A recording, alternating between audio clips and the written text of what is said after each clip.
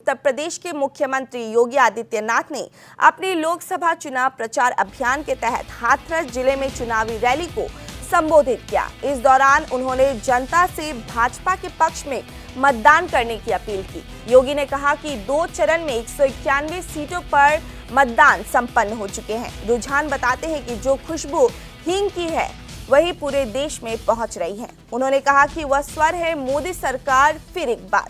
मुख्यमंत्री योगी ने कांग्रेस पर हमला भी किया। उन्होंने हमला करते हुए कहा कि कांग्रेस को 65 साल शासन करने का अवसर मिला, शेष दलों को भी मिला, उससे अधिक कार्य भाजपा शासनकाल में हुआ है।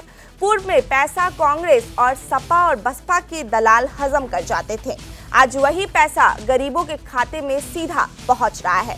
पहले किसान और गरीब आत्महत्या करने को मजबूर हो रहे थे, आज गरीब और किसान को योजनाओं का लाभ मिल रहा है। भाइयों, लोकसभा के चुनाव के 2 चरण संपन्न हो चुके हैं।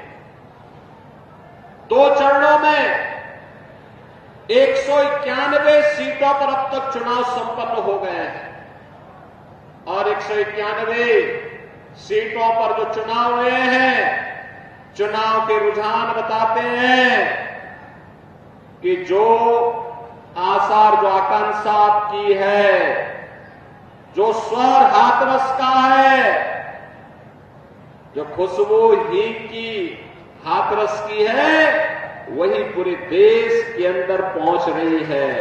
और वह स्वर है कि फिर एक बार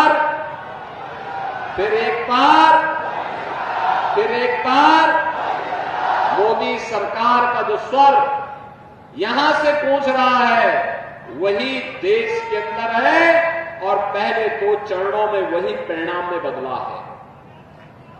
बहनों और भाइयों, एक तरफ जनता उत्साहित है, उमंग में, लोगों के मन में भावना है कि हमें देश के अंदर मोदी जी को तीसरा कार्यकाल देना है, क्योंकि मोदी जी ने 10 वर्ष में देश के लिए जो कार्य किया है वो अभिनंदनीय है, अद्भुत है, दुनिया के लिए कौतूहल और आश्चर्य का विषय पैदा करता है। कितनी तेजी के साथ भारत में परिवर्तन मोदी जी ने कैसे ला दिया है।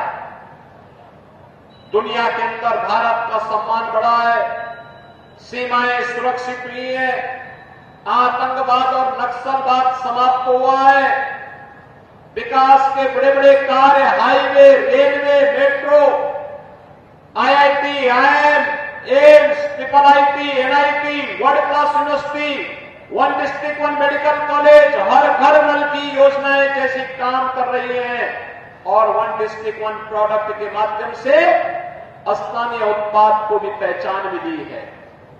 बहनों और भाइयों, एक और ये सभी कार्य है, गरीब कल्याणकारी योजनाओं की कोई स्थानी नहीं, यानी इतनी योजनाएं थी।